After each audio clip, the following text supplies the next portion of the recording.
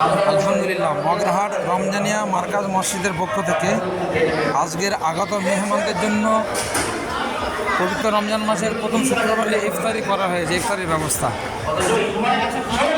ইফতারি ইন্তজাম চলছে। সাথীরা জানতার মেহনত করছেন যাতে তৃপ্তি করে আগত মেহমানরা ইফতার করতে পারেন, তারও পূর্ণ ব্যবস্থা হচ্ছেন, তদারকি করছেন মগরাহাট রমজানিয়া মার্কাজ মসজিদের মোতাল্লি জনাব আলহাজ দিল্লুর রহমান সাহেব তদারকি করছেন নিজ হাতে। সঙ্গে আমরা সকলে আছি। আমাদের এই ভাই ফিরনি এবং ঘুগনি তৈরি করেছেন।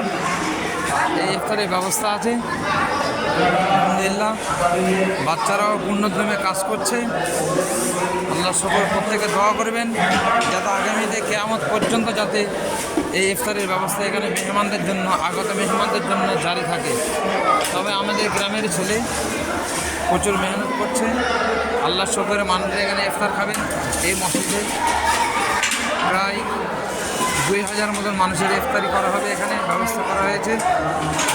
আগত মেহমান নিচে আল্লাহ রসুলের কথা চলছে মার্কাজের পক্ষ থেকে। আমাদের মার্কাজ মসজিদের মুয়াজ্জিন সাহেব আগত মেহমানদের জন্য সকলে মেহনত করছেন। এখানে ইফতারিটা আছে, এই খাবার ফিরনি আছে আলহামদুলিল্লাহ।